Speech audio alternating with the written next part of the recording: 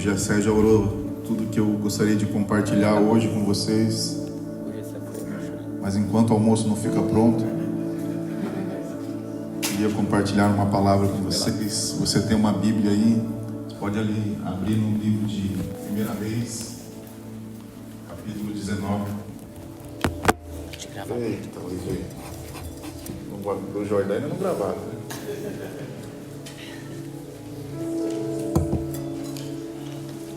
Primeira Reis, capítulo 19, nós vamos ler uma boa porção das Escrituras. Eu queria que vocês acompanhassem.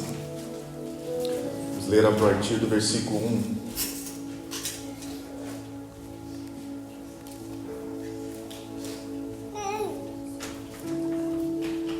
Primeira Reis 19, o versículo 1 diz assim: Acabe contou a Jezabel tudo o que Elias havia feito, e como havia matado todos os profetas à espada. Então Jezabel mandou um mensageiro a Elias para dizer-lhe: que os deuses me castiguem se amanhã a estas horas eu não tiver feito com a sua vida o mesmo que você fez com cada um deles. Elias ficou com medo, levantou-se e, para salvar a vida, se foi e chegou a Berseba, que pertence a Judá, e ali deixou o seu servo. Ele mesmo, porém, foi para o deserto, caminhando um dia inteiro. Por fim, sentou-se debaixo de um zimbro, sentiu vontade de morrer e orou: Basta, Senhor, tira minha vida, porque eu não sou melhor do que meus pais. Deitou-se e dormiu debaixo de um zimbro, e eis que um anjo lhe tocou e lhe disse: Levanta-se e coma. Elias olhou e viu perto da sua cabeça um pão assado sobre as pedras em brasa e um jarro de água. Comeu, bebeu e tornou a dormir. O anjo do Senhor voltou, tocou-lhe nele e disse: Levanta, coma, porque a viagem será longa. Então Elias se levantou, comeu e bebeu, e com a força daquela comida caminhou 40 dias e 40 noites até Horebe, o monte de Deus. Ali ele entrou numa caverna onde passou a noite. E eis que a palavra do Senhor veio e lhe disse: O que você está fazendo aqui, Elias? E ele respondeu: Tenho sido muito zeloso pelo Senhor, Deus dos exércitos, porque os filhos de Israel deixaram a tua aliança, derrubaram os teus altares e mataram os teus profetas à espada. Só fiquei eu, e eles estão querendo tirar minha vida. Então lhe foi dito: Saia daí e fique diante do Senhor no monte. Eis que o Senhor estava passando, e um grande e forte vento fendia os montes e quebrava as rochas diante do Senhor. Mas o Senhor não estava no vento. Depois do vento houve um terremoto, mas o Senhor não estava no terremoto. Depois do terremoto veio um fogo, mas o Senhor não estava no fogo. E depois do fogo veio um som como um suave sussurro. Quando Elias ouviu isso, cobriu o rosto com o manto e, saindo, pôs-se à entrada da caverna. E eis que veio uma voz e lhe disse: O que você está fazendo aqui, Elias? E ele respondeu: Tenho sido muito zeloso pelo Senhor, Deus dos exércitos, porque os filhos de Israel deixaram a tua aliança, derrubaram os teus altares e mataram os teus profetas à espada. Só fiquei eu. E eis que estão querendo me tirar a vida. Então o Senhor disse a Elias: Vai e volte ao seu caminho para o deserto de Damasco. Chegando lá, unja Azael como rei da Síria. Unja também Jeú, filho de Ninsi, como rei de Israel. E Eliseu, filho de Zafate, de Abel Meloá, como profeta em teu lugar. Quem escapar a espada de Azael, Jeú matará. Quem escapar a espada de Jeú, Eliseu matará. Também conservei em Israel 7.000, todos os joelhos que não se dobraram a Baal, e toda a boca que não o beijou. Elias saiu dali e encontrou Eliseu, filho de Zafate, que estava lavrando com 12 juntas de bois adiante dele. Ele estava com a 12ª junta. Elias passou por ele e lançou o seu manto sobre ele. Então Eliseu deixou os bois, correu para trás de Elias e disse: Deixe-me beijar o meu pai e a minha mãe, e então eu seguirei. Elias respondeu: Vai e volte, pois você sabe o que eu fiz com você. Eliseu voltou para trás, pegou a junta de bois, o sacrificou, e com os equipamentos dos bois cozinhou a carne e o deu ao povo, e eles comeram. Então levantou-se e seguiu Elias e o servia. Até aqui. Ufa.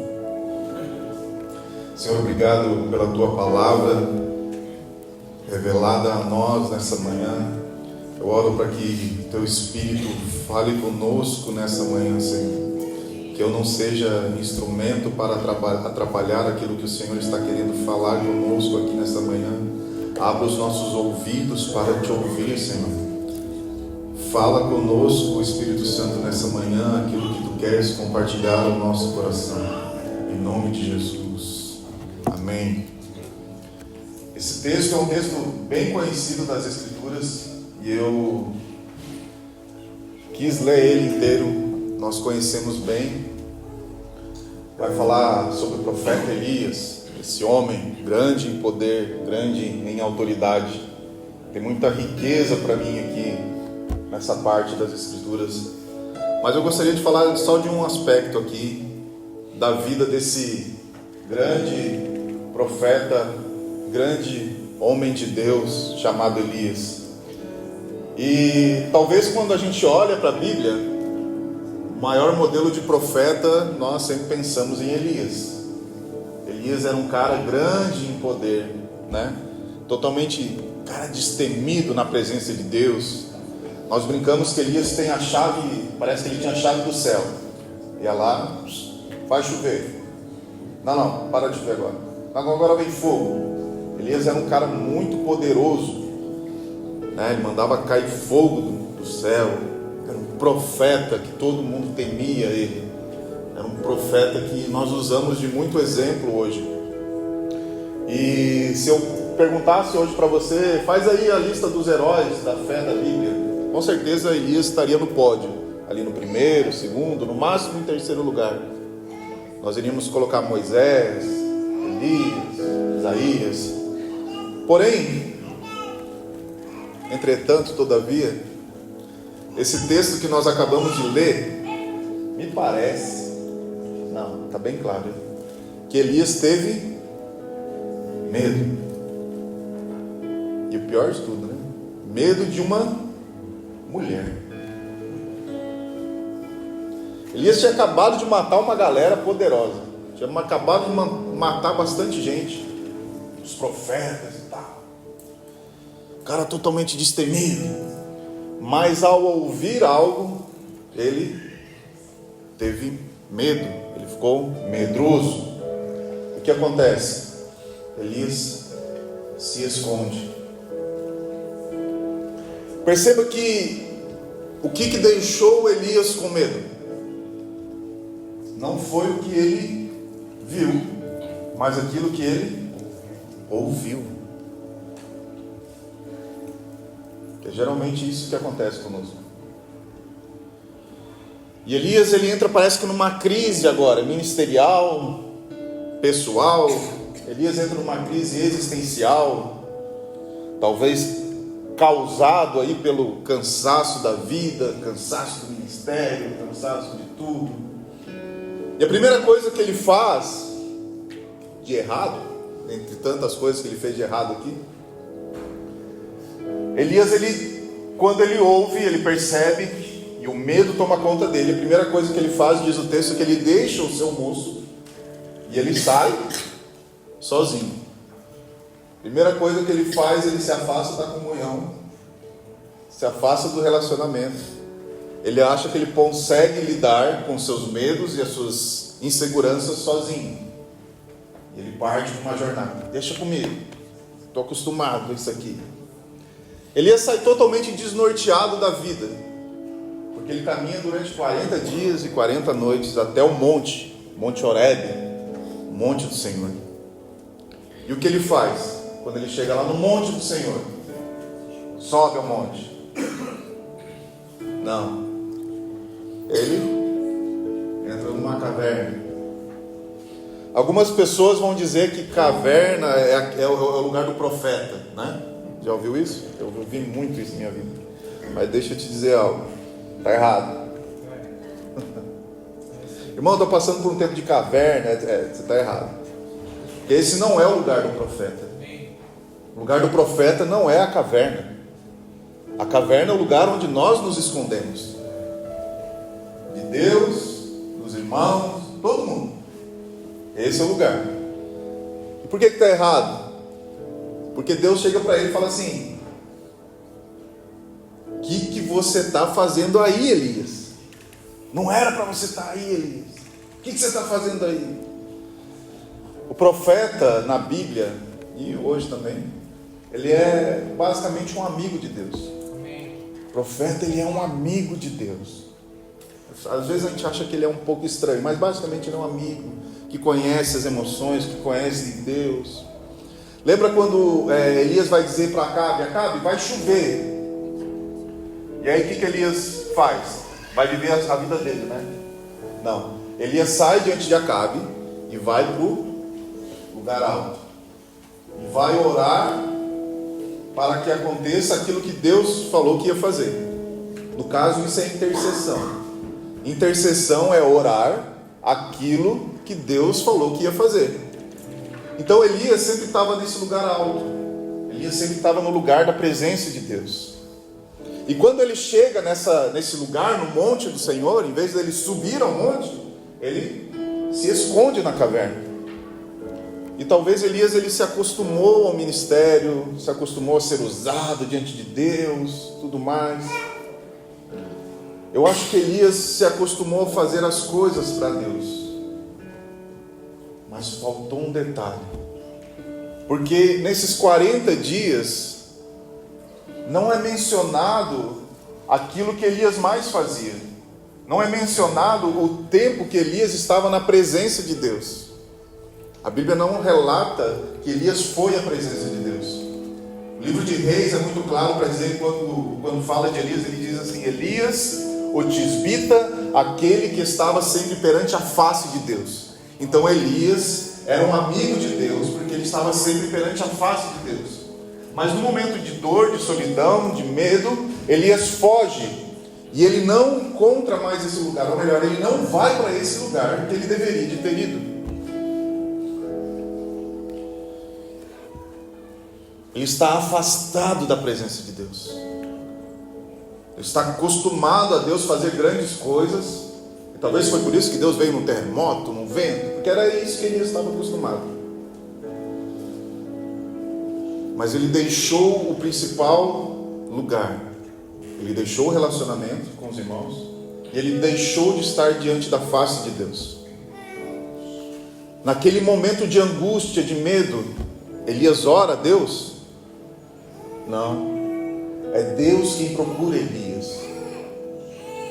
A Bíblia sempre fala para nós que a iniciativa é sempre do céu para conosco. E nunca uma iniciativa nossa para com Deus. Você não veio hoje de manhã aqui porque você teve vontade. Eu vou lá na igreja, porque eu quero hoje louvar o Senhor. Não, tem algo dentro de você que te impulsiona para isso. É chamado Espírito Santo. É Ele que nos leva. É Ele que fala: olha, o que você precisa é da minha presença. Olha, o que você precisa é o que eu tenho. Nós não conseguimos produzir nada de nós mesmos. E é loucura pensar isso. Porque se Deus criou o homem para ter relação com Ele, nós somos a imagem e semelhança de Deus. Ali no Éden, quando Deus cria Adão e cria Eva. Então nós somos a imagem e semelhança de Deus para nos relacionarmos com Ele. Então ficar afastado desse lugar é a morte para nós. É por isso que quando o homem peca, a consequência do pecado é a morte. Porque ele está totalmente afastado do lugar da presença. E é loucura Elias conhecer tanto o coração de Deus e não estar mais nesse lugar chamado presença de Deus. É loucura o ser humano tentar viver fora desse lugar, da comunhão da presença de Deus. Elias estava mais preocupado com o aqui, com o agora, com Jezabel, com aquilo que ele ouviu, do que com o Criador dos céus e da terra. Olha que loucura! Que loucura isso! Elias, aquele que conhecia os anseios de Deus, aquele que conhecia o poder de Deus, estava mais preocupado com aquilo que ele ouviu, que alguém disse que iria fazer, do que com o coração de Deus. E Elias entrou numa crise que quase custou a sua própria vida ali, totalmente desnorteado. E por que Elias entrou em crise? Porque ele deixou o lugar da presença de Deus. Porque ele saiu diante da face do Senhor. Porque nós fomos criados para esse lugar. Amém. Parece que entra ano, sai ano, né? Todo dia primeiro lá a gente faz uma lista de promessas daquilo que a gente vai conseguir fazer. E parece que tem crises dentro de nós, assim, que a gente acha que a gente vai lidar numa boa. Não, esse ano eu vou conseguir e tal. Mas a nossa vida parece uma montanha russa. A hora está em cima, a hora está no meio, a hora está embaixo. E a gente não consegue, porque não está no fato daquilo que nós conseguimos fazer. E muitas vezes nós nos escondemos nesse lugar, onde nós só queremos estar somente eu e eu, longe da igreja, da comunhão, dos irmãos que podem nos cooperar na nossa dor, na nossa angústia, longe de Deus. Afinal, tudo é sobre nós. Olha o que eu estou fazendo. Porque Elias quis dizer para Deus, parte 3.0 da loucura de Elias, ele fica louco. Deus, olha o que eu estou fazendo. Olha aqui, ó, só sobrou eu. O senhor não viu? Onde o senhor estava esse tempo todo aí? Olha o que eu estou fazendo aqui, cara. Estão querendo me matar. Não sobrou ninguém. Elias quis mostrar o seu valor para Deus. Olha como eu estou trabalhando. Olha como eu estou sofrendo. Olha a minha vida. Só que Deus falou para Elias basicamente assim: Elias, eu não dependo de você. Eu não dependo de você para que a minha vontade seja feita na terra, para que a minha obra continue. Elias, sabe uma coisa? Eu guardei mais de 7.000, Elias. 7.000 amigos. Igual a você, 7.000. Essa obra é minha, Elias, não é sua. Você está achando que a obra é sua? Você está achando que o plano é seu? Não. Irmãos, Elias não sabia mais aquilo que Deus estava fazendo. Elias não sabia mais. Parecia que Elias estava indo por um caminho e Deus estava indo por outro. Porque parece que ele estava tão preocupado com ele, com o ministério dele. Porque se Elias estivesse no lugar da presença, no lugar da comunhão com Deus, ele não teria passado essa crise. Ele não teria falado para Deus: Deus, só restou eu. Deus falou: não, é que você estava fora, mas tem mais 7.000 aqui que eu preservei, Elias. Eu estou fazendo algo na terra e você não está vendo, porque você está aí preocupado com a sua vida. Aliás, por que Elias fugiu? Medo? Medo do quê? Elias não era um cara poderoso? Por que Elias fugiu? Ele teve medo de quê? Da sua própria... As suas crises, os seus altos e baixos, eles são fruto de amar mais você do que a Deus. As nossas crises, aquilo que os nossos altos e baixos, são fruto de amar mais a nossa vida do que a presença de Deus. Elias temeu a própria vida. Ele amou mais a reputação dele do que a Deus. Ele amou mais a fama dele do que a Deus. Ele amou mais a si mesmo do que a Deus. Irmãos, por que eu falei que não precisava pregar? Porque o Gessé orou tudo que eu iria falar hoje. Sobre a igreja brasileira, portuguesa, americana, sobre a igreja mundial. Tem vindo, porque tem vindo sobre a humanidade, uma crise muito grande de ansiedade, medo, crise do pânico, tudo que a gente pode imaginar. E geralmente essa ansiedade e esse medo vem por onde? Por aquilo que nós estamos vendo, né? Não, por aquilo que nós estamos ouvindo. Só que a minha Bíblia diz que Deus deseja descansar sobre a terra, repousar sobre a terra. Aquele que habita no esconderijo do Altíssimo, a sombra do Onipotente descansará. Essa é a vontade de Deus, descansar. Só que quando a igreja trabalha pela sua própria fama e deixa essa ansiedade bater na sua porta, ela está indo contra ao desejo de Deus.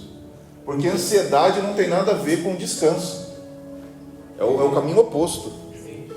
Porque nunca existiu uma geração que amasse tanto a sua própria vida do que a nossa.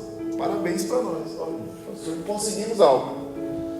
Nunca existiu na história uma geração que amasse mais a si mesmo do que essa agora. Nós temos uma câmera virada para nós o dia todo. E o que ela faz? Tira foto, nossa, o dia inteiro. Para quê? Para postar uma página nossa, para que todo mundo veja nós e nós. Nunca existiu uma história. Hoje nós temos leis, hoje nós temos regras, nós temos um negócio de não me toque, não, né? Desculpa os irmãos, mas posso dar pausa aqui? Existe hoje homofobia, gordofobia, anãofobia, não sei. Existe tantas coisas hoje. Eu não sei como é que é em Portugal, mas o Brasil tem a liberdade de culto. Uma pessoa não pode entrar num culto atrapalhado. Não, nós temos liberdade, nós somos protegidos. É exatamente isso. Ninguém pode falar nada de você. Olha, porque nós nos protegemos. A humanidade, ela cria uma bolha ao redor dela mesmo, onde eu não, e até mesmo hoje eu não posso confrontar o pecado do meu irmão. Olha, quem é você para tirar a trave do teu olho? Porque nós protegemos a nós mesmos para ninguém toque na nossa vida, ninguém pode falar mal, deixa eu ser feliz, deixa eu olhar para mim, A humanidade, ela protege o eu. Ninguém pode falar do seu estilo de roupa, da sua fé, da sua aparência, não pode. Porque hoje nós vivemos numa bolha, onde o eu, ele é mais importante. Onde eu ser feliz, onde os meus planos, a minha ideia, o meu sucesso, o meu. Só que quando eu leio Mateus 10, versículo 37... acho que alguns versículos eles precisavam tirar da Bíblia. Está muito coerente com a gente. Mateus 10, 37, ele diz assim: quem ama mais o seu pai e a sua mãe não é digno de mim. Quem ama o seu filho ou a sua filha mais do que a mim não é digno de mim. Aí a gente fala assim: sabia que eu tinha que sair de casa mesmo, meus pais estavam errados e tudo mais. Mas aí o versículo 38 ele fala assim: quem não toma a sua cruz e vem após mim, não é digno de mim. Tá, Jesus, meu pai e minha mãe lá, tomei a minha cruz, vou tomar minha cruz. Beleza, mas é minha, né? Minha. Aí o versículo 39 continua: quem acha a sua vida, a perderá. E quem perde a sua vida por minha causa, esse achará. Sabe por que existe tanta luta na minha vida e na sua vida? Porque você ainda não desistiu dela. Você vive a vida inteira para dar certo. Porque eu e você, a gente vive a nossa vida inteira para dar certo na vida. E Jesus não pode falar essas coisas. Nós nos amamos muito. O centro do universo não é aquele que Isaías viu no capítulo 6, mas é o nosso umbigo, é o nosso trono.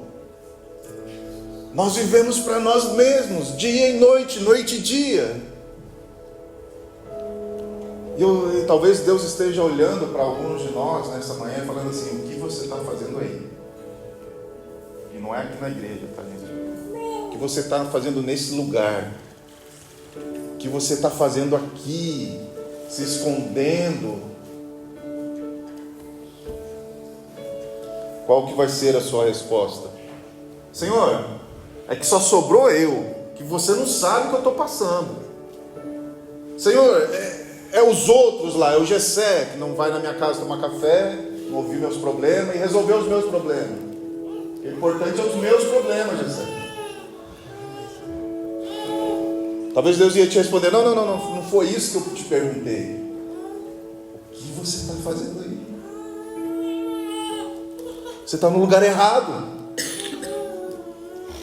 Você deveria estar comigo. Eu te criei para você estar comigo. Elias, ele profissionalizou a obra de Deus.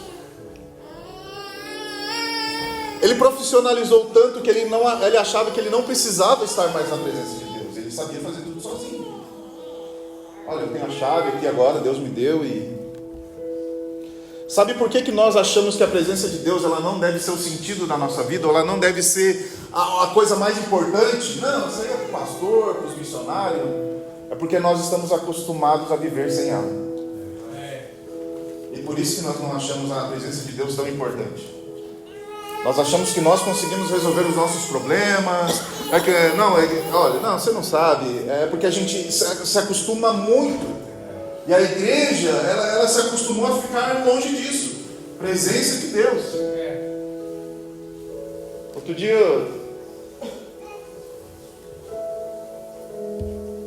eu vi um pastor amigo, ele postou uma propaganda da igreja dele no Instagram. E aí ele queria chamar as pessoas para vir na igreja dele. E aí ele mostrou os jovens, a salinha das crianças, o cafezinho que tinha ali e tal, louvor e tudo mais. Aí eu fiquei pensando, acho que esqueceu de Deus. Porque as pessoas vêm na igreja para isso, para satisfazer. Eu vou lá porque vai ter uma aula hoje, que eles vão ensinar o meu filho. Vou lá porque depois a gente vai tomar um cafezinho, eu vou conversar com meu irmão. Nós não viemos mais ao redor da mesa do Senhor para ouvir os seus conselhos, para estar na sua presença. A gente vem para um clube onde nós nos sentimos bem, onde o culto é para nós, e a gente esquece sempre de perguntar: Senhor, e o seu coração, como é que está hoje, Jesus? Sabe, Jeremias, ele queria parar de falar aquilo que o Senhor estava falando. Jeremias falou assim: olha, eu vou parar, cara, porque tudo que eu falo dá ruim. A pessoa aí não gosta de mim e tal. Estão falando mal de mim aí fora. E aquilo que o Senhor manda eu falar, eu não vou falar, porque eles não estão aceitando. Mas Jeremias falou: não, Senhor, eu não vou mais falar não. E aí ele disse assim: cara, mas não dá para parar de falar. Porque tem um fogo aqui no meu peito que não me deixa parar. Tem algo dentro de mim que é maior do que a minha vida, é maior do que o meu eu. Sabe, tem um Deus assentado no trono, Ele governa sobre tudo. E a gente está preocupado com aquilo que nós estamos ouvindo e trazendo medo para dentro de nós. Nós não conhecemos aquele que está sentado no trono. Nós corremos um grande risco de ser uma igreja que tem o maior conhecimento de tudo, que entra no Google e sabe todas as coisas, mas não conhece Deus. Está faltando algo no nosso peito que queima. Assim como os discípulos no caminho de Emaús. Talvez eles estavam indo fazer aquilo que Jesus mandou eles fazer. Vão de 2 em 2 aí, pregue a palavra. E eles estavam indo lá de 2 em 2, mas eles estavam indo sem esperança. E aí, ao som da palavra de Deus, Jesus não orou por eles, Jesus não fez um ato profético. Jesus abriu as escrituras, compartilhou sobre ele mesmo, desde os profetas. Na hora que ele ouviu a palavra de Deus, eles falaram assim: nosso coração não ardia enquanto ele nos compartilhava. E parece que eles estavam desnorteados da vida, igual Elias estava. Mas ao som da voz do Mestre, ao som da palavra de Deus, novamente o coração deles começou a queimar. Pelo que o nosso coração está queimando hoje? Porque se não está queimando por Jesus, é porque nós não estamos ouvindo a voz dele. Se o nosso coração hoje não queima quando nós entramos na sua presença, é porque nós estamos longe dele. E a voz dele, ouvir a voz dele, faz o nosso coração aquecer. Qual voz você tem ouvido? Aquelas que têm trazido medo? Ou aquela que acende uma chama novamente esperança no nosso coração. Nós corremos um grande risco de viver vidas sem esperança dentro da igreja. Acho que o Jessé falou outro dia aqui: vir à igreja não te faz um crente, assim como ir ao McDonald's não te faz um hambúrguer. Exatamente isso. Porque pós-pandemia nós vimos uma fila de pastores se suicidando. Ué, pastores? Mas a gente não fala sobre a vida eterna? Nós temos perdido a esperança, porque nós estamos olhando para nós mesmos. Uma crise de ansiedade, depressão, pânico tem tomado conta da igreja nesses dias, assim como tomou conta na vida de Elias. Só que Elias, ele ouviu a voz do Senhor mais uma vez. Sabe o que é isso? São as misericórdias de Deus. Deus é misericordioso para conosco. Existe uma janela de misericórdia aberta no nosso tempo. Não existe véu, não existe nada que nos impeça de entrar na presença de Deus. Não existe nada que nos impeça hoje de ouvir a sua voz. É a misericórdia de Deus. Deus está procurando o homem para relacionamento. Desde o Éden existe uma procura de Deus por relacionar com o homem. Se você achar... Eita, Lele está falando aqui. Sabe, existe uma esperança para nós. Se você se trancou no quarto escuro, caverna 2.0, e você não quer mais se relacionar com os irmãos, você vive uma vida de aparência igual do Instagram, se você não consegue mais se relacionar com Deus, com as pessoas, existe uma esperança para nós. E olha que loucura, porque o mesmo Espírito que ressuscitou Jesus Cristo dentre os mortos está aí agora dentro de você. Está aqui nessa manhã. Será que Ele não tem poder para nos curar? Será que Ele não tem poder para nos libertar? É porque nós não conhecemos então o seu poder. Se nós vivemos uma vida achando que não, isso aqui, Deus não vai fazer isso. Então Elias sai dali e Deus manda ele fazer o que? Elias, vai lá, procura Eliseu, Elias. Vai ter relacionamento, Elias.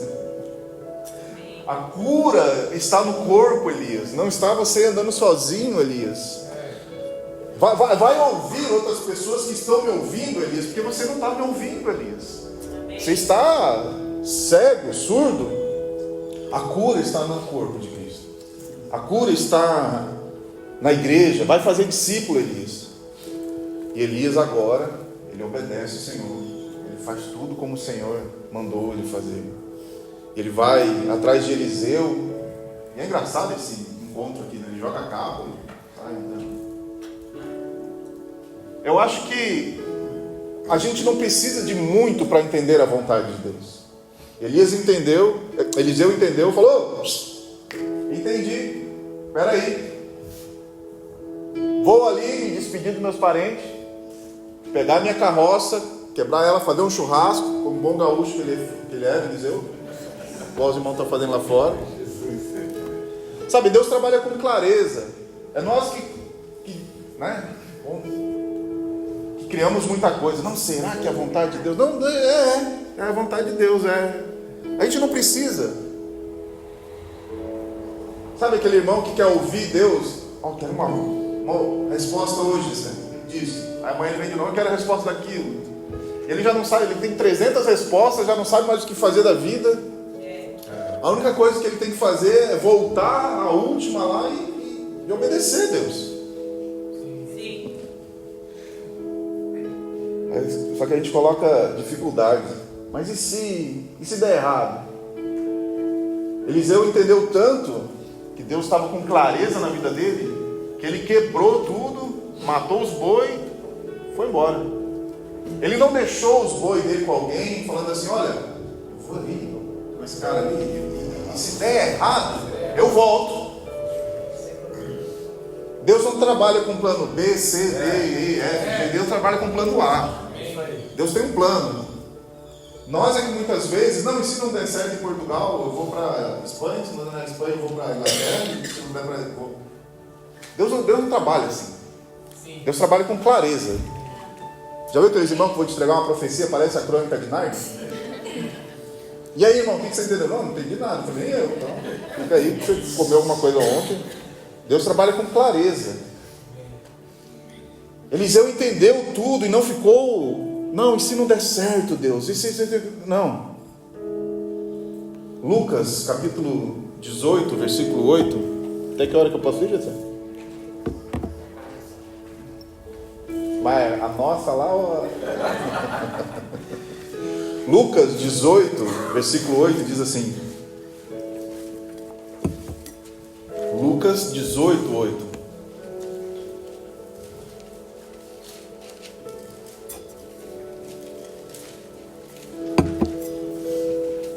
Digo a vocês que depressa lhe fará justiça. Contudo, quando o Filho do Homem vier, será que ele ainda encontrará fé sobre a terra? Jessé pregou faz dois finais de semana sobre fé. Eu falei, miserável, ele escutou minha pregação, que até os exemplos ele deu igualzinho, sabe? Falei... Porque a Bíblia está falando de fé aqui, mas ela também fala que nos últimos dias muitos vão chegar diante do Senhor apresentando aquilo que eles fizeram, curaram, expulsaram demônio e tal, pregaram o evangelho. E Jesus vai dizer o quê? Eu não conheço vocês. Eu falei, cara, mas esses caras tinham mais fé que eu. Porque a fé não está relacionada àquilo que nós podemos fazer. A igreja evangélica, ela ensina isso. Que fé, você tem que ter fé para ter um carro bom, um salário melhor, um emprego melhor, curar dor de cabeça.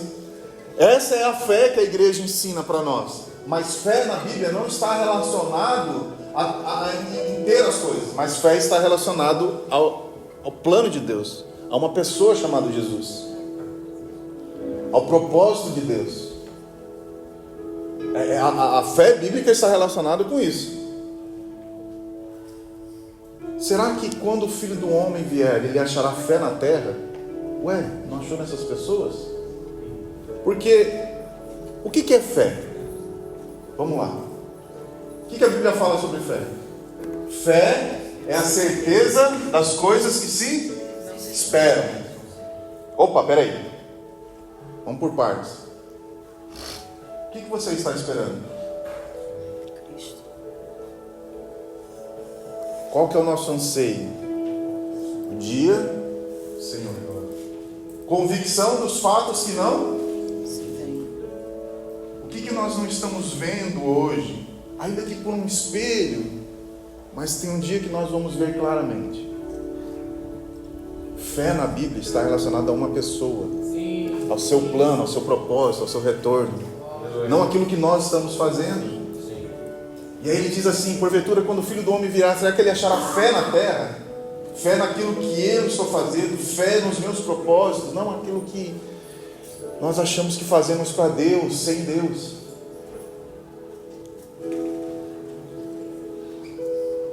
Essa manhã, eu acredito que é uma manhã de cura para algumas pessoas. Eu acredito que assim como Jessé estava orando é uma manhã de libertação para outros. Talvez seja de entrega para muitos de nós. Porque as nossas crises existenciais, elas são baseadas no nosso amor, assim mesmo. Na nossa vida.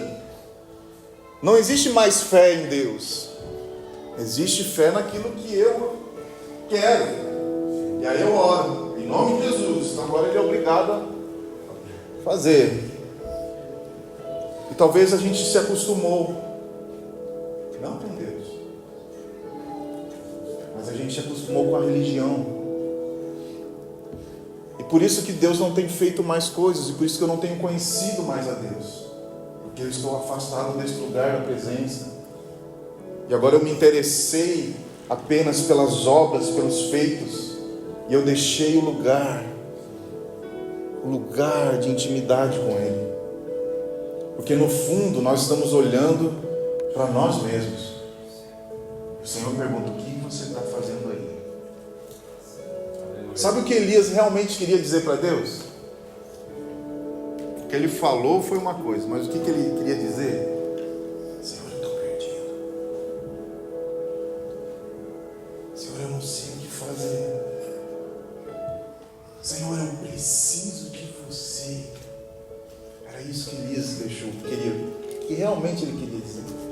Só que orgulho no coração de Elias não deixou ele falar nem para Deus. E dirá para o servo dele que ele deixou. Não, aí, não pode ver o meu sofrimento. O que realmente Elias queria dizer para Deus é: Deus, eu estou perdido, eu preciso de você. Os outros, Senhor, olha como eu tenho feito. O orgulho não deixou. A nossa geração, em meio às dores da nossa geração, nós nos vitimizamos. Nós somos sempre a vítima. Nós colocamos a culpa nos outros, geralmente no pastor, em vez de assumir o erro. Elias agiu na carne. E talvez o Evangelho essa manhã está confrontando a nossa carne. Porque o Evangelho é isso. Se o Evangelho não vier confrontar a tua carnalidade, não é Evangelho. Joga na lata do lixo. O Evangelho, ele vem confrontar o quão mal eu e você somos, carentes da glória de Deus, da presença de Deus. Isso é o Evangelho. Isso é o Evangelho. Geralmente nós culpamos o outro, geralmente nós tiramos o nosso. Apocalipse 12, uma passagem que eu amo muito, diz assim, Apocalipse 12, 11: eles venceram pelo sangue do Cordeiro e por causa da palavra do testemunho que deram, e mesmo diante da morte não amaram as suas próprias vidas. João está tendo uma visão aqui, e ele está vendo a igreja do futuro, a igreja dos últimos dias, e ele diz que essa igreja dos últimos dias é uma igreja que não ama a si mesma, e por isso que ela vence o diabo. Jesus vence o diabo junto com a igreja, porque ela não ama mais a sua própria vida do que ama a Jesus.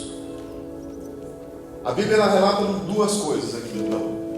Ela diz que nos últimos dias os homens seriam amantes de si mesmos. Mas ela diz também, nos últimos dias existia uma igreja que não iria amar a sua própria vida. De que lado nós estamos aqui?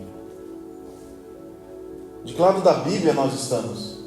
De que lado da vontade de Deus nós estamos? Porque hoje nós somos tão amantes de nós mesmos. Imagina se alguma coisa diante da morte. Não, sou o primeiro a fugir, sou o primeiro a se preocupar comigo mesmo. Eu queria muito que você entendesse isso essa manhã, que sair do controle da sua vida não é viver uma vida descontrolada.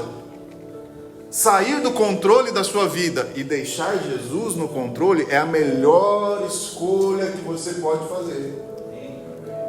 Nós não sabemos fazer escolhas.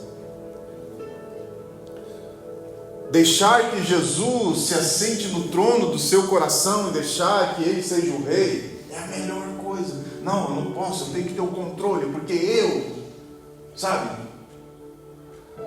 sair do controle da sua vida não é ter uma vida totalmente desgovernada, não, é deixar quem é a pessoa que você foi criado para estar, que governe ela. Que Ele seja o centro das nossas vidas. Nós podemos ser muitas coisas nesses dias. Nós podemos ser uma boa instituição, nós podemos ser relevantes na sociedade, nós podemos fazer muitas coisas. Mas para ser uma igreja dos últimos dias, nós precisamos não amar mais nós mesmos do que a Cristo. Para ser a igreja dos últimos dias, nós precisamos amar mais a Jesus do que a nós. Esse mundo, essa era, tudo conspira por uma coisa: pela sua atenção, pelo seu coração. Existe uma guerra invisível hoje, que tudo busca a sua atenção, o seu amor. Inclusive o Criador do Universo está guerreando pela sua atenção e pelo seu amor hoje. Os seres humanos, eles foram criados para ser consumistas de beleza. Tudo que nós consumimos é aquilo que é belo, alimento, tudo. Nós somos consumistas de beleza. Imagina se nós tivéssemos o nosso consumo naquele que emana toda a beleza, naquele que o salmista diz que ele descortina o seu manto com uma luz, aquele que criou todas as coisas. E ele poderia exigir qualquer coisa de você. Se eu crio essa garrafa, eu posso fazer com ela o que eu quiser. Deus poderia exigir qualquer coisa de você, qualquer coisa. Foi Ele que te criou, pronto, acabou. Mas a única coisa que Ele pede é ser amado de todo o coração. Só que esse mesmo Deus que criou eu e você, Ele não tem qualquer amor, não. Ele tem um amor furioso pela sua noiva. Ele tem um amor furioso pela sua igreja. Ele tem um amor furioso por você. Por isso que João disse que ele tem os olhos como chamas de fogo. Porque na verdade a Bíblia também diz que os olhos, eles são como um espelho da alma, são um espelho daquilo que reflete dentro de nós. Então os olhos de Jesus é um reflexo daquilo que arde dentro dele, de amor, de zelo pela sua casa. E eu acho que Ele quer mostrar isso para nós nessa manhã. A Bíblia diz que mais uma vez Ele vai vir, que Ele vai abalar todas as coisas. Talvez nessa manhã Ele queira abalar o nosso interior, as nossas estruturas, o nosso amor, a nossa alma. Quer mostrar para nós que existe uma saída, que existe algo. Eu acho que Ele quer vir com violência. Eu acho que muitas vezes nós experimentamos o amor de Deus, o toque suave, mas quando Pedro estava na prisão, chegou um anjo lá e falou: levanta, sabe, se partiu as correntes. Pedro saiu com o anjo. Quando Paulo e Silas estavam na prisão, eles estavam lá cantando, adorando a Deus, louvando a Deus, sabe, houve um terremoto e Deus veio naquele lugar. Eu acho que o mesmo Espírito que estava sobre Jesus está aqui agora, está sobre nós. E o último texto que eu gostaria de ler é Isaías 61. Se você quiser ficar de pé, para nós lermos esse texto.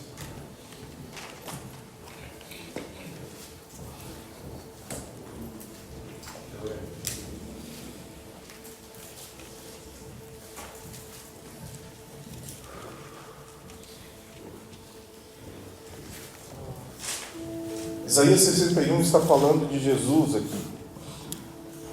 Ele diz assim: o Espírito do Senhor Deus está sobre mim, porque o Senhor me ungiu para pregar as boas novas aos pobres. Enviou-me a curar os quebrantados de coração e a proclamar a liberdade aos cativos e pôr em liberdade os algemados, a apregoar o ano aceitável do Senhor e o dia da vingança do nosso Deus, a consolar todos os que choram, e a pôr sobre os que choram em Sião uma coroa em vez de cinza, óleo de alegria em vez de pranto, manto de louvor em vez de espírito angustiado. Eles serão chamados carvalhos de justiça, plantado pelo Senhor para a sua glória. Sabe, eu acredito que o Espírito Santo quer vir sobre nós e nos tirar desse lugar de escuridão, de caverna, nos chamar de volta para esse lugar da presença dele. E eu não consigo ver o Espírito Santo libertando alguém de uma maneira muito comum, assim, muito. Eu acho que quando ele vem com violência. Mas é uma violência diferente, é uma violência amorosa. Ele fala assim: eu quero te resgatar, você é meu, olha nos meus olhos de fogo. Perceba o amor que eu tenho por você. Eu não te criei para você estar nesse lugar. O que você está fazendo aí?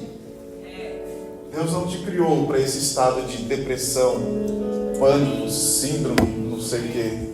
Deus te criou para o lugar da sua presença.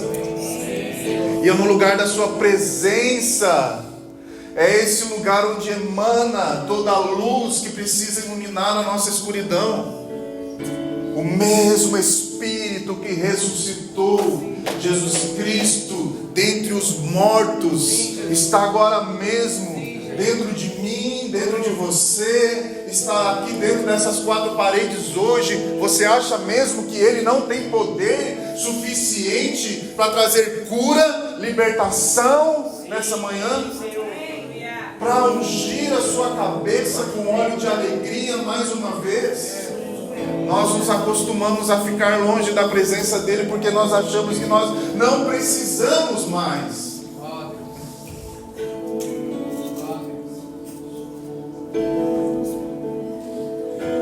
Geralmente o nosso culto ele é dividido em 3 partes. Nós adoramos o Senhor, nós compartilhamos a palavra e tem essa parte da oração final aqui. Mas não entenda essa parte da oração final apenas uma bênção para você ir para casa, para viver mais uma semana. É que o culto ele é uma coisa só. Desde quando nós chegamos aqui, nós estamos adorando o Senhor. Então não se preocupe nesse momento em que nós vamos passar 10, 15 minutos aqui orando. Se preocupe apenas em ver aquilo que o Espírito Santo está falando. Desde quando nós entramos, desde quando nós adoramos, desde quando o Gessé veio orar e pediu para que nós orássemos exatamente isso que eu falei hoje aqui. Onde está o Espírito do Senhor? Aí a liberdade. Cristo nos libertou de uma vez por todas. Nós somos livres na sua presença. Nós precisamos mergulhar e ir mais fundo. Deus está quebrando grilhões nessa manhã, tirando pessoas das cadeias. Ele está chamando você hoje. Vem para fora, não é esse lugar. Eu não te criei para você estar aí. Eu te criei para você estar comigo. Eu quero te ungir nessa manhã. Senhor, nessa manhã nós damos total liberdade à sua presença aqui nesse lugar. Nós chamamos a tua presença. Eu gostaria que você levantasse as suas mãos ao alto e chamasse pela presença dEle.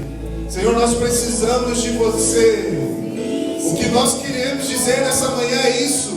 Nós precisamos de você. Nós não somos nada sem a tua presença, Senhor. Nós queremos sentar à sua mesa nessa manhã, comer e beber como os teus filhos. Nós somos teus filhos, Senhor. Jesus reina nesse lugar.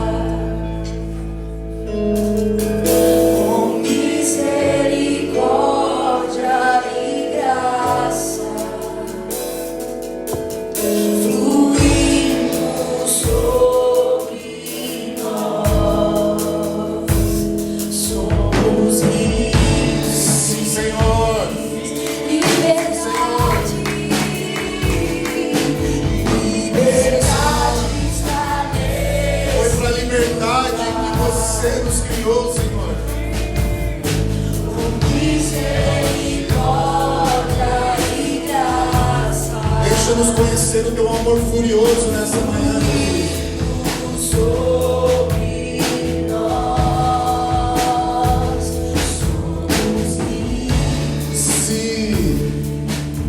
Se de alguma maneira você sente que o Espírito Santo quer falar com você nessa manhã, eu queria te convidar que você viesse aqui na frente, para que a cura, eu falei que está na igreja, para que os irmãos pudessem orar por você, para que nós pudéssemos juntos orar ao Senhor, clamar pela sua presença, para que nós pudéssemos juntos nessa manhã clamar ao Espírito Santo para que traga liberdade ao nosso coração. Você não está sozinho mais, você está no corpo, você está conectado ao corpo de Cristo. Nós vamos ceiar a mesa hoje. Nós vamos estar como irmãos hoje, comendo e bebendo de Cristo, todos juntos. Se você deseja, nessa manhã eu queria te chamar aqui na frente. Não se esconda mais de Deus. Não se esconda mais dos irmãos. Não se esconda mais da mesa. Nós temos liberdade como irmãos, como corpo e família. A liberdade nesse lugar não é porque nós estamos decretando, mas é porque Ele já morreu e já ressuscitou. E aí nós estávamos mortos em nossos pecados e hoje nós podemos estar livres na presença de Deus.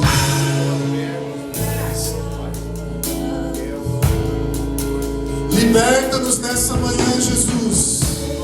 Tira todo o cativeiro do nosso meio nessa manhã. Tira toda a prisão, toda a algema. Ilumina o nosso quarto escuro nessa manhã, Jesus. Traz luz. Nós queremos ser iluminados por você, pela tua luz nessa manhã, Jesus. Brilha a tua luz sobre nós, Jesus. Vem sobre nós essa manhã, vem sobre a tua igreja nessa manhã, Jesus. Vem sobre nós nessa manhã, Jesus, com o teu amor furioso. O teu amor é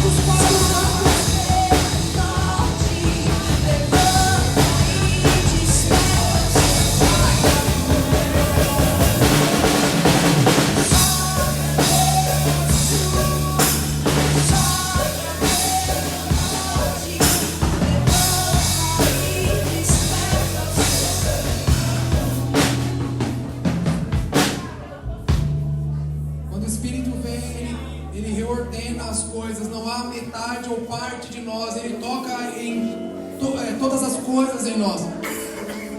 Por isso nessa manhã, tudo aquilo que talvez foi a esperança que morreu, talvez foi a fé, talvez a confiança foi, talvez você não consiga mais ter perspectiva, clareza, talvez foi a visão, talvez sua audição, talvez você não ouve mais. Espírito, nós clamamos, vem dos quatro cantos, sim. Espírito, sopra sobre o vale, sopra sobre aquilo que perdeu a aparência de vida, ou até mesmo por aquilo que aparenta ser, mas não é. Vem Espírito, vem Espírito.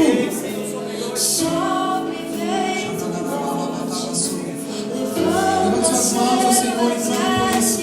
Espírito, toca os meus irmãos, Senhor, na esperança, na expectativa, na fé. Toca, Senhor, os meus irmãos na alegria. Devolve a alegria da salvação, Senhor. Pai, se o seu Espírito encher os corações, nós seremos restaurados, nós seremos trazidos à vida novamente, Senhor. Por isso, vem sobre os nossos irmãos aqui, reordena as coisas. Sobre nós, sopra Espírito, sopra Espírito, toque os meus irmãos. Sopra Espírito sobre nós. Senhor, para aquele que não consegue mais ver, aquele que não sabe qual caminho tomar, aquele que não sabe mais qual direção, Senhor, se revela aos meus irmãos essa manhã. Tu és o caminho, a A escolha é obedecer ao Senhor. Traz essa revelação, Senhor, a essa casa. Traz revelação aos meus irmãos aqui, Senhor. Sopra vento norte, levanta e desperta. Irmãos, olha aqui para mim um momento. Ezequiel 37 nos fala sobre o vale de ossos secos. E ali eu vejo duas configurações, sabe, Nuno? Porque por duas vezes o Espírito é invocado, o Espírito de Deus é invocado ali. E isso fala sobre duas realidades. Eu queria que você entendesse muito bem isso. Primeiro, o Espírito é invocado, é liberado por meio de ossos. Ou seja, um ambiente de morte. Não havia vida, era desespero, não havia nada. Não havia mais nada, era apenas um amontoado de ossos, era um lugar de morte. O Espírito é invocado e liberado, o Espírito de Deus é invocado sobre esse lugar de morte, de tristeza, depressão, onde não há mais vida. Mas a palavra de Deus diz que o Espírito vem e ele junta aqueles ossos, músculos, peles se formam, e a palavra de Deus diz que agora o corpo está em pé. Mas note, a palavra diz que mais uma vez o Espírito é invocado. E isso para mim fala de um outro cenário. Um cenário onde parece que as coisas estão bem. Parece que as coisas estão em ordem. Parece que mas é barulho e ruído. A palavra de Deus diz que quando o Espírito vem sobre o que está morto, se houve um barulho, um ruído de ossos se juntando até que o corpo fique em pé. Mas a palavra de Deus diz que não há vida ainda.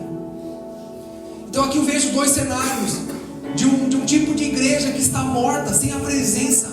É um tipo de igreja que não tem mais vida. O Espírito que ressuscitou Jesus dos mortos não está ali. Não é uma igreja liderada pela presença. Só há morte naquele ambiente.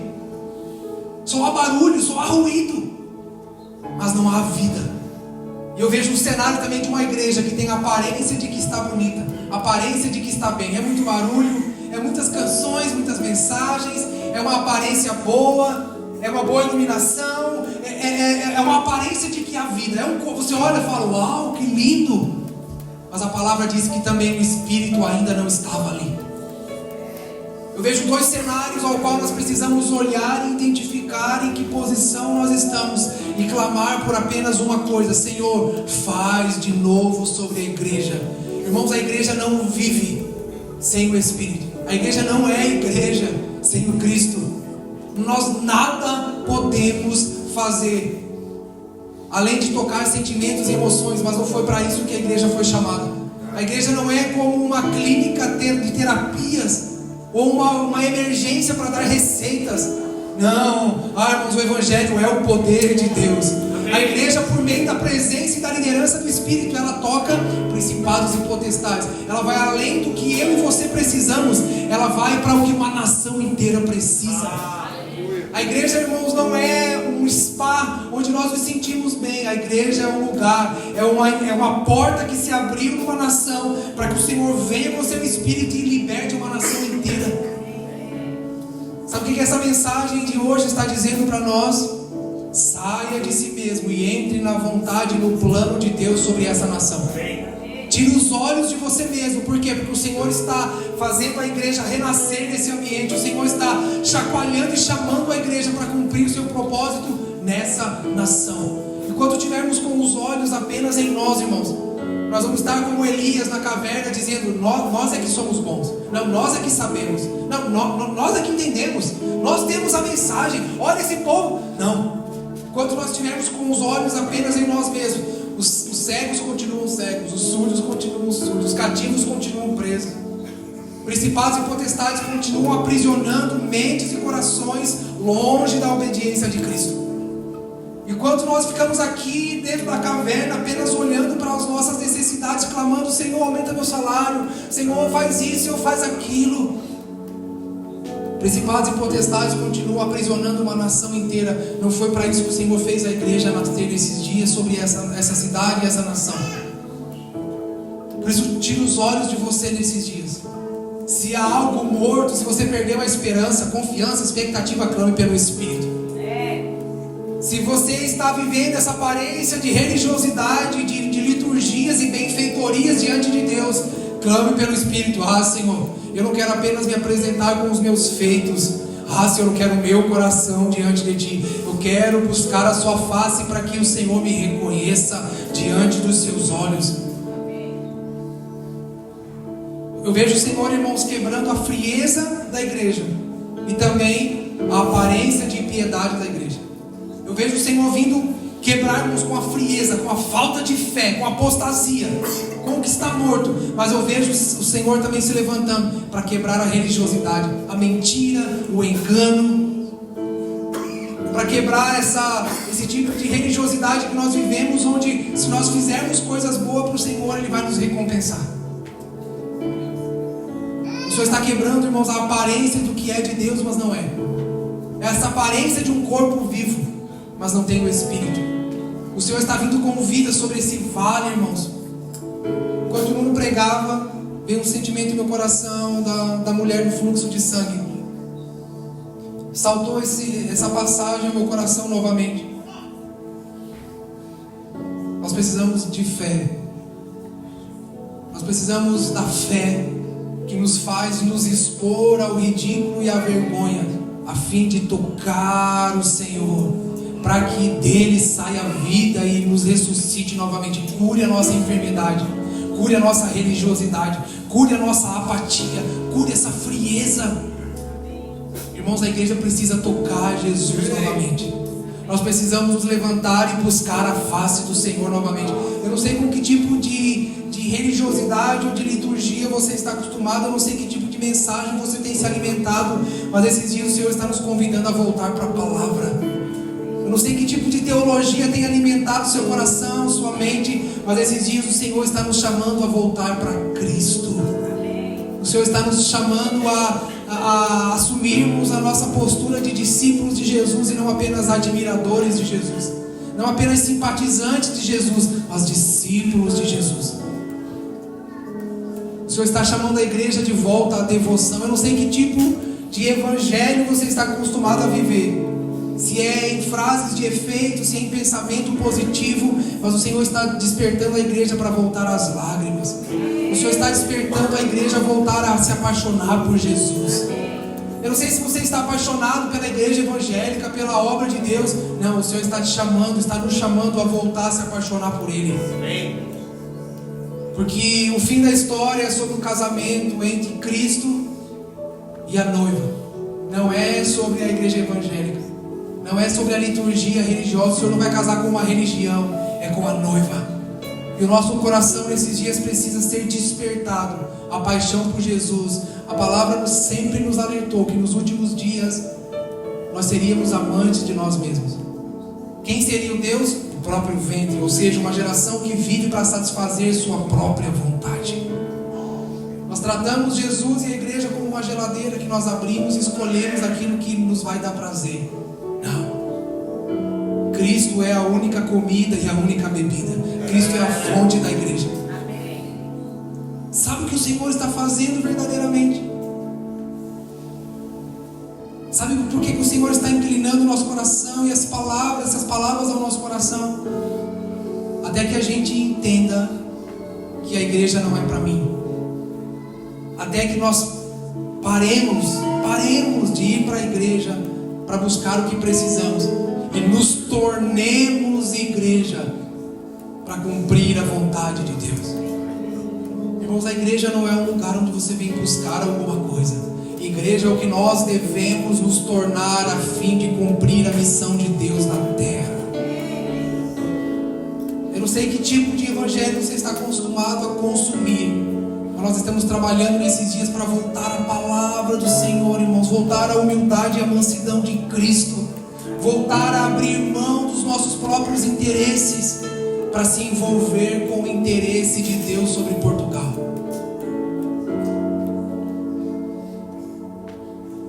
Irmãos, deixa eu falar uma coisa para você. A intenção de Deus não é abençoar a sua vida.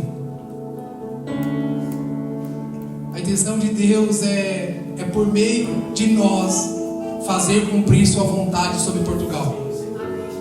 Mas quer saber de uma coisa? Quem está em Cristo, toda a bênção necessária já está ali. Sabe o que o Senhor está fazendo com a igreja? Tirando de nós, irmãos, a ideia de que a igreja é um amuleto.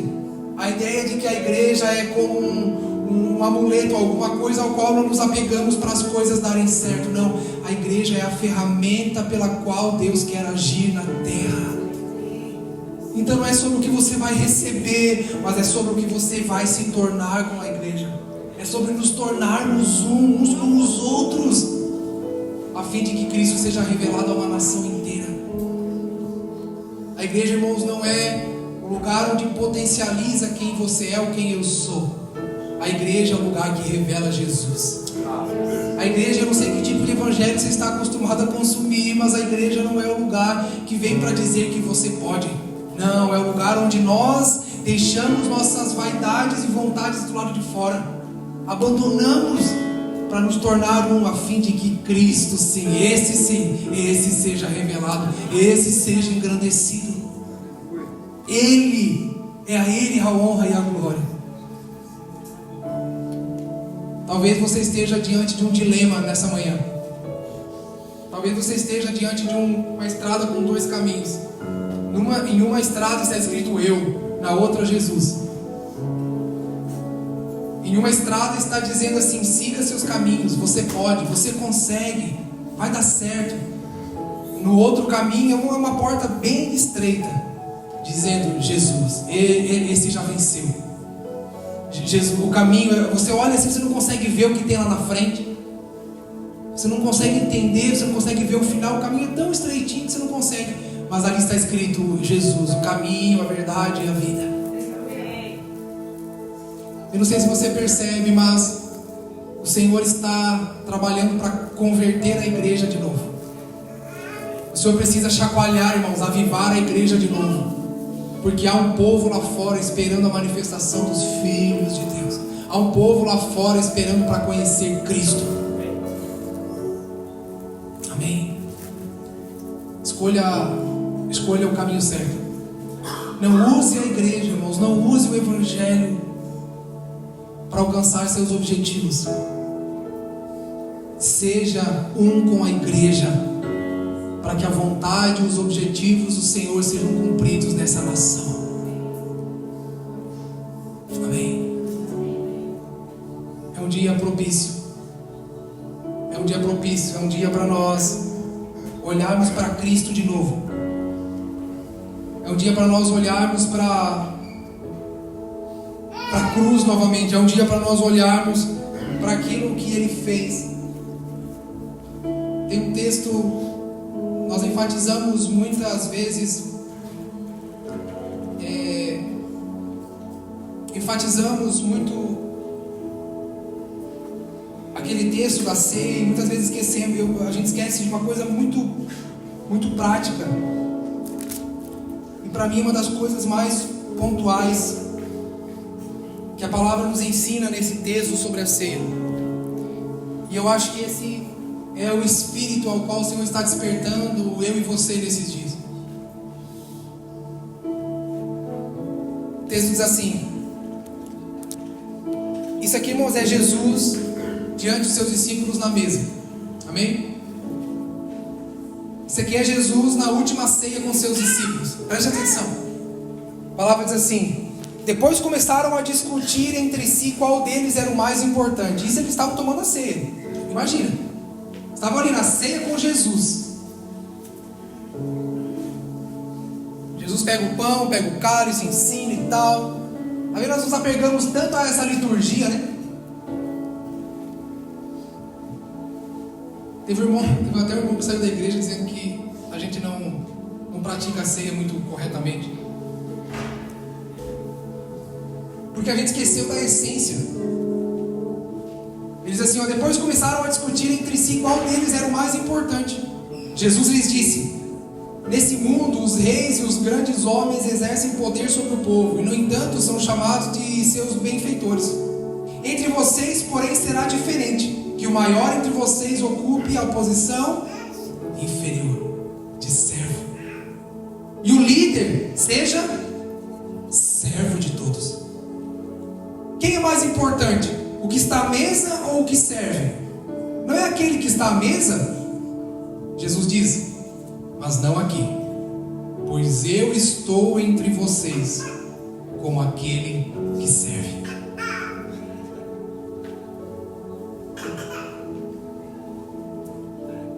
A ceia, irmãos, não é a bênção para os próximos 30 dias. É uma lembrança do caráter de Jesus. Aprendei de mim que sou manso e humilde. Irmãos, eu vou ser bem claro, sem parábolas. Esse evangelho que potencializa quem você é, quem eu sou, não é de Deus. Pode estar escrito igreja na frente, pode usar o nome de Jesus, mas não é o evangelho bíblico. Pois Jesus, quando estava à mesa com seus discípulos, ele falou: olha, para esse mundo, mais importante é quem está à mesa. Para esse mundo, mais importante é quem exerce domínio. Jesus falou: no meu reino não, pois eu estou no meio de vocês, estou entre vocês, como aquele que serve. Se ele, irmãos, embora sendo Deus, não achou por usurpação ser igual a Deus, assumiu a forma de servo. Quem nós pensamos que nós somos? Se nossa missão é ser um imitador de Cristo, nós precisamos começar hoje negando a nós mesmos, nossas ambições, tudo aquilo, irmãos, que rouba de nós a mansidão e a humildade, tudo aquilo que rouba de nós a devoção, e tudo aquilo que rouba de nós o espírito de servo, de servir uns aos outros, de suportar, sujeitar uns aos outros. Mas para que tudo isso, Gessé? Para que quando o mundo olhe para nós, não veja eu nem você, veja Cristo. Essa é a mágica, irmãos, esse é o milagre do Evangelho. É uma questão de fé. Amém? Por isso eu queria te convidar, debaixo dessa palavra, para nós cearmos essa manhã. É lembrar do caráter de Cristo até que Ele volte. É lembrar da mensagem de Jesus até que Ele volte. Sabe, Jesus prometeu o Espírito. Jesus falou para os seus discípulos: olha, eu vou morrer, vou ressuscitar no terceiro dia, vou ao Pai, mas fiquem em paz. Ele vai enviar a vocês o Espírito. Para quê? Para vos lembrar de todas as coisas que eu lhes tenho ensinado. Bom, o Espírito habitando no coração de um homem, liderando a igreja de Cristo, é o que nos faz vencer, irmãos, a vaidade e o orgulho, a fim de que voltemos nossos corações para o Senhor, lembrando de que Ele foi servo, e assim nós devemos ser. Por isso eu quero convidar você que hoje faz parte do corpo de Cristo, ou você que está dizendo: cara, eu quero isso para minha vida, eu quero viver isso, eu quero viver esse caráter de Jesus, eu quero ser um com Jesus, eu quero ser um com o corpo. Eu quero convidar a igreja nessa manhã a nós cearmos.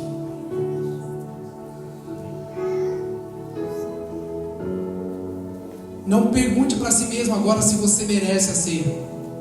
Responda para si mesmo que você precisa dela. Diga para você mesmo que você precisa.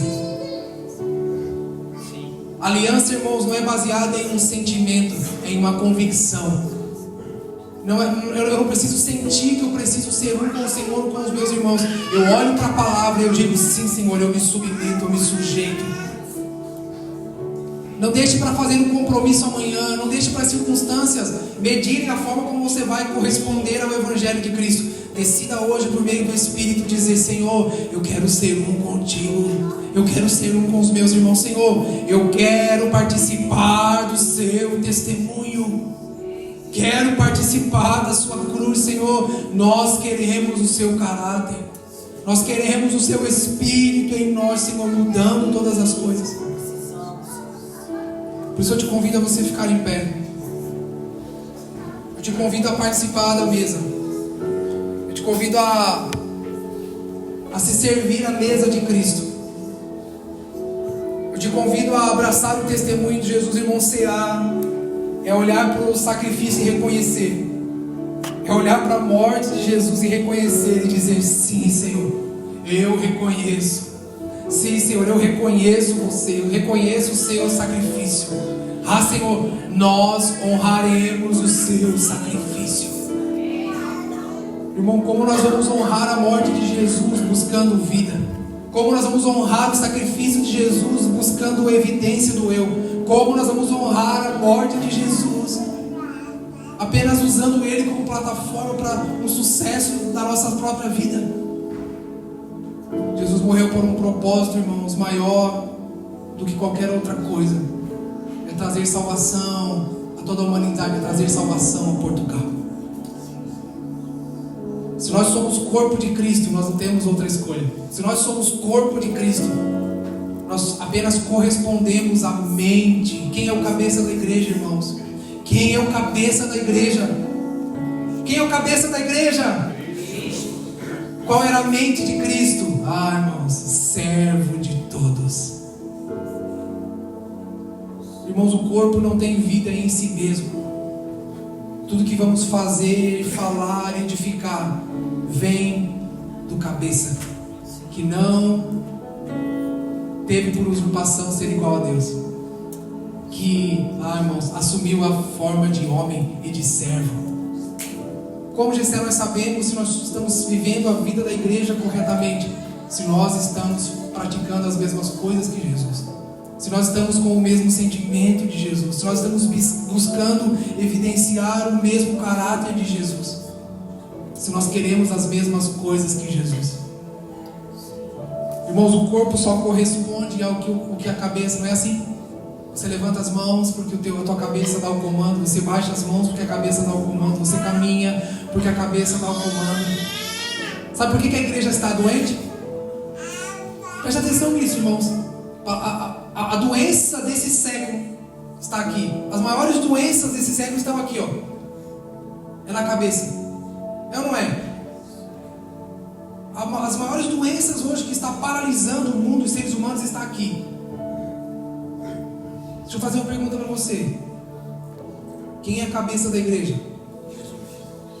Jesus não está doente. Jesus não está sob ataque de principados e potestades. Jesus não está sob espírito de medo, insegurança, pânico e depressão. Se a igreja está doente, irmãos, é porque a cabeça da igreja agora se tornou outra coisa. Você concorda comigo? Faz sentido essa matemática? Se a igreja está doente, se a igreja está, irmãos, sobre medo, irmãos, a igreja está tão amedrontada que nós estamos tentando reafirmar nós mesmos com as bênçãos, com as vitórias e com o sucesso. Nós queremos sucesso para reafirmar quem nós somos. Não, irmãos, nós somos, como o Jordani falou, não precisamos dar certo, nós já temos certos porque nós estamos em Cristo, porque Cristo venceu. Se estamos nele, não dependemos mais do sucesso das circunstâncias para dar certo, porque a nossa luta não é contra carne e sangue. As nossas ações, irmãos, não são voltadas à carne e sangue, mas é uma vitória nas regiões celestiais, irmãos. E por meio de uma igreja que vive isso, uma nação inteira será salva. Junte-se, irmãos. Junte-se à vontade de Cristo sobre Portugal. Cristo não está doente. A cabeça de Cristo, a cabeça da igreja não está doente. Voltemos ao Senhor. Amém? Vamos cear? Sirva-se, por favor.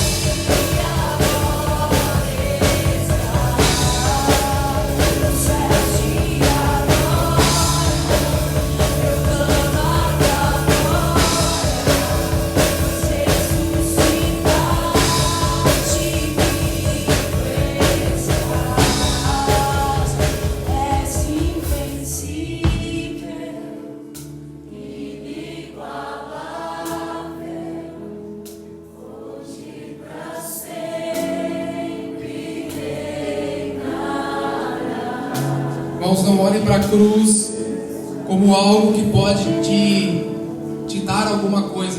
Na cruz, nós vencemos sobre todas as coisas.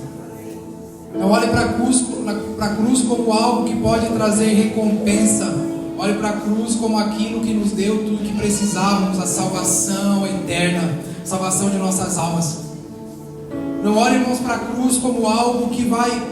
eu acho que se eu for até a cruz de Cristo, se eu participar, se eu estar ali, eu acho que alguma coisa vai acontecer. Não, ali já está tudo que precisamos e precisávamos e vamos precisar para sempre.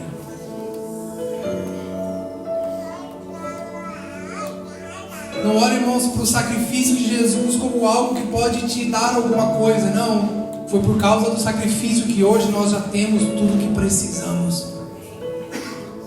Não olhe para aquilo, para o sacrifício, dizendo, agora sim alguma coisa vai mudar. Não, olhe para o que já foi. Por isso que ele falou, se eu fazer isso todas as vezes que comeres e beberes, em memória de mim. Não é para alcançar alguma coisa, é para olhar e dizer assim, uau. Não olhe para a cruz esperando o melhor de Deus, não. Olhe para a cruz vendo o melhor de Deus sendo enviado para a salvação da humanidade. Não olhe, irmãos, para a cruz, não olhe para o sangue, para a carne de Jesus, dizendo, meu Deus, eu preciso de mais, sempre de alguma coisa. Não, olhe para aquilo e diga, já está consumado. Irmão, se Jesus disse já está consumado, quem somos nós para dizer que ainda nos falta alguma coisa? Tudo que a humanidade precisa já está. Já está. E agora o que a gente faz? Agora a gente vai às nações. Ou melhor, já estamos nas nações para fazer discípulos, para, irmãos, levarmos o Evangelho de Cristo por meio do Espírito, convencermos o homem da justiça e do juízo. Nós estamos aqui com uma missão. É a missão de Deus. Eu tenho ouvido muito nesses dias, tenho ouvido muito as pessoas dizerem, eu estou tentando entender o propósito de Deus para a minha vida. Deixa eu dizer uma coisa para você. Eu estou buscando entender o que Deus quer de mim. Eu estou tentando descobrir qual é a minha missão. Deixa eu dizer algo para você. Deus já tem uma missão. Deus já tem um propósito. Deus já tem sua vontade. Nós não fomos chamados para descobrir. Sabe o que é isso? Isso é o nosso anseio por destaque. É o nosso anseio para fazer uma coisa diferente de todo mundo. É o nosso anseio para fazer algo particular e irmos para a caverna a fim de construir nosso próprio caminho. Irmãos, nós não temos uma missão. A igreja não tem uma missão. Quem tem a missão é Deus. E nós fazemos parte da missão de Deus. Nós não temos irmãos, não existe um propósito particular e paralelo para cada um de nós, não. Deus está fazendo algo sobre a terra e nos fez para isso. Feche os seus ouvidos, irmãos, para todo tipo de mensagem hedonista, egoísta, que destaca o seu eu. Olhe para Jesus novamente. É para isso que a igreja foi criada. Eu tenho ouvido muitas pessoas falar, pastor, eu ouço, vocês falam muitas coisas, mas no final de tudo eu não sei o que fazer. Não, a gente não precisa saber o que fazer, irmãos. A gente precisa saber o que Deus está fazendo e fazer parte disso. Eu não sei para onde eu vou, eu não sei qual decisão eu tomo. Você lembra do povo no deserto? Deus não ia atrás deles, irmãos. Era eles que seguiam a nuvem. Olhem para a nuvem, olhem para Jesus, olhem para onde Ele está e o que Ele está promovendo. Tenha ousadia suficiente, irmãos. Eu queria descobrir os sonhos de Deus para mim. Não existe. Deus está fazendo a sua vontade. Paulo vai dizer aos Efésios que o plano que estava oculto, o mistério que estava oculto agora foi revelado. Que mistério é esse? O Senhor vai fazer convergir em Cristo todas as coisas. O centro do Evangelho não sou eu nem você, é Cristo. Tá, Gisele? Tá, mas aí não sobra nada para mim? Não sobra tudo. Tudo está em Jesus. Tudo está em Jesus. A dor de cabeça nos paralisa. Os apóstolos iam para a prisão e ficavam alegres. Paulo escrevia algumas das suas cartas, escreveu preso. Como um homem preso pode falar de alegria? Como um homem preso pode falar de propósito? Como um homem açoitado pode falar de contentamento, de vida de verdade? Porque a vida está em Jesus.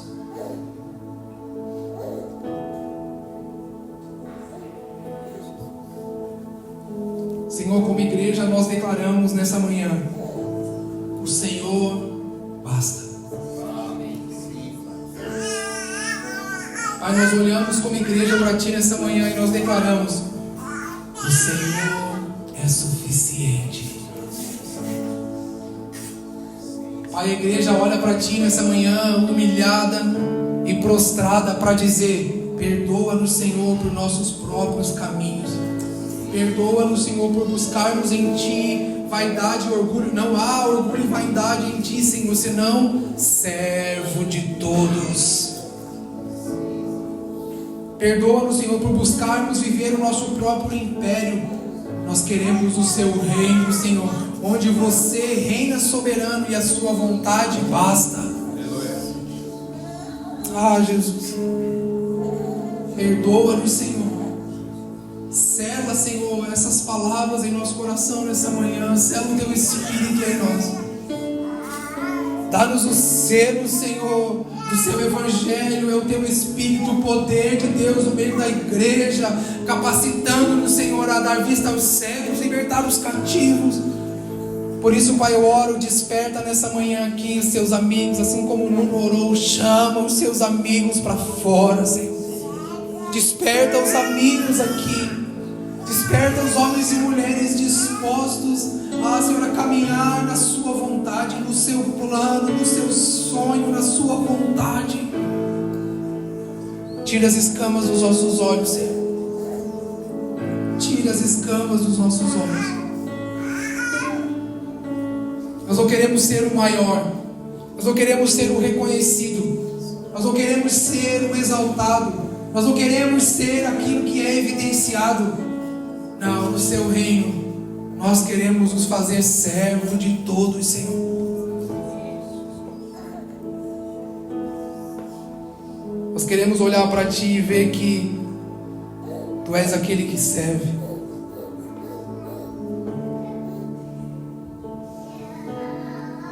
Vamos participar, irmãos, do pão.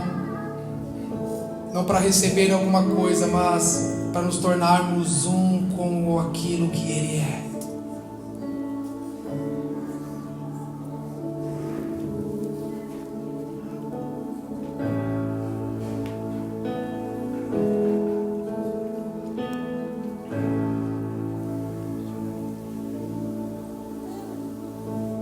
A devoção de Jesus, irmãos, era tão grande por Deus, pelo Pai. A devoção de Jesus era tão grande pelo Pai que a sua obediência lhe custou o sangue.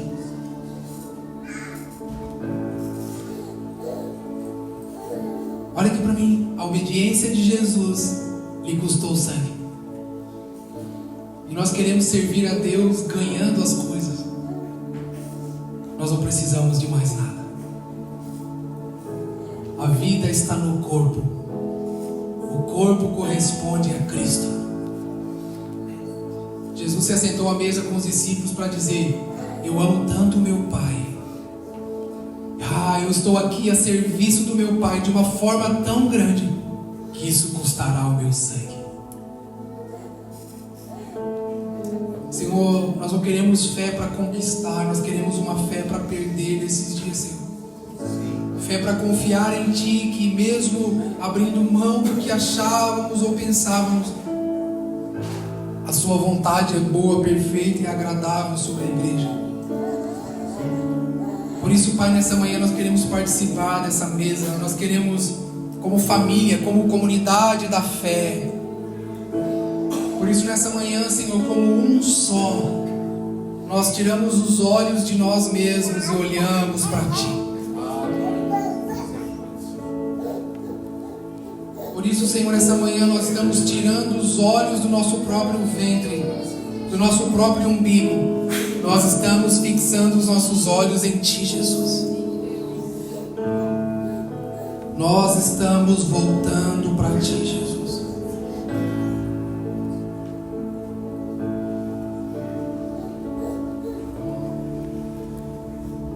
O Senhor está encontrando a igreja, irmãos, assim como encontrou aqueles 2 discípulos, assim como o Nuno falou, a caminho de Emaús, perdidos, talvez confusos, inseguros.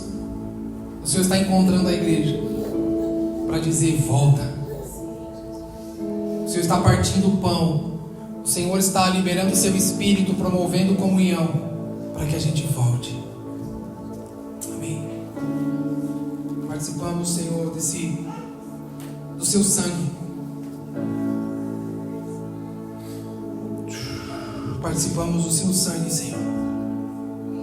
Dos sofrimentos, da dor, da obediência, da sua devoção.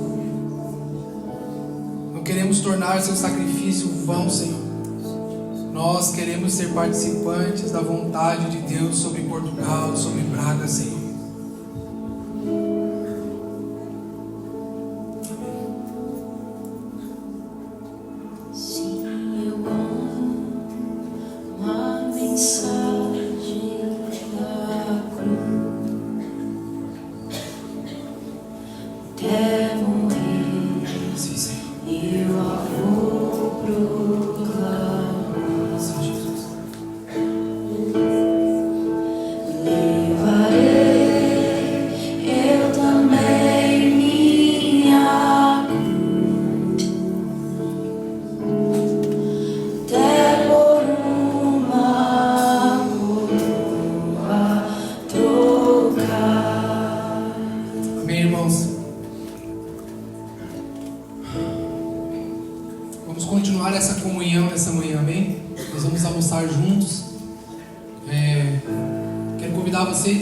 Poxa, eu não sabia que ia ter um almoço. Fique conosco, almoce conosco hoje, amém? Você é nosso convidado, amém? Olha para o irmão do seu lado e fala assim: ó, você é nosso convidado para o almoço hoje. Fala aí para ele. Fala assim: ó, eu vou pagar seu almoço hoje. Fala para ele. Fala para ele assim: ó, seu almoço já está pago.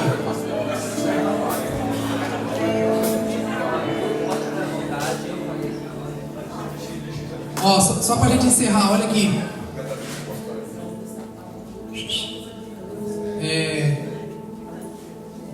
Quero dar oportunidade a você que vai dizimar e ofertar, amém? Presta atenção nisso. Isso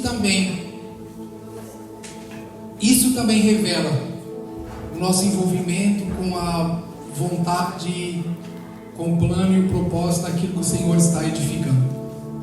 Isso revela também o seu coração de discípulo ou de multidão. Isso também revela se nós estamos na fila do pão ou se estamos seguindo a Jesus em sua vontade. Então quero te convidar, você nesses dias, não permitir que nenhum tipo de medo, insegurança, apavoro roube a sua generosidade, roube o seu coração generoso, roube a sua cooperação, o seu engajamento e envolvimento com aquilo que o Senhor está fazendo nascer por meio dessa igreja, amém? Se você quiser fazer pela aplicação, você tem um QR Code aí próximo de você. Se você quiser trazer, fique à vontade. Não deixe de cooperar, amém? Revele o seu coração amigo do Senhor, também por meio das ofertas, dos dízimos. Pai, nós oramos, nós clamamos nessa manhã: recompensa os nossos irmãos, Senhor. Pai, recompensa os nossos irmãos. Olha para o coração de cada um dos nossos irmãos aqui. Estende o seu olhar, Senhor. Estende os seus olhos, Senhor, sobre cada um dos nossos irmãos, sobre cada família, sobre cada casa, sobre cada pai, sobre cada homem e mulher responsável, Senhor, por sua casa, por seus filhos. Nós oramos, Senhor, eu oro, Senhor, para que nesses dias seja despertado homens e mulheres de comprometimento com a casa do Senhor também, não apenas suas próprias casas, mas com a casa do Senhor. Homens e mulheres maduros, Pai, nós não oramos por prosperidade, nós oramos por maturidade, Senhor. Nós não queremos mais homens, Senhor, ricos, nós queremos mais homens e mulheres maduros, que vão entender o propósito, Senhor, dos recursos, do dinheiro, que homens e mulheres que vão entender o propósito da riqueza, que vão entender o porquê, que vão entender suas medidas, Senhor, de cooperação com aquilo que o Senhor está promovendo. Desperta homens e mulheres, assim como Jesus tinha pessoas que investiam, Senhor, no ministério, naquilo que o Senhor estava fazendo. Desperta homens e mulheres responsáveis, Senhor, e dispostos a cooperar com o que o Senhor está fazendo nascer aqui, com o que o Senhor está edificando aqui nesses dias. Em nome de Jesus. Amém, meus irmãos.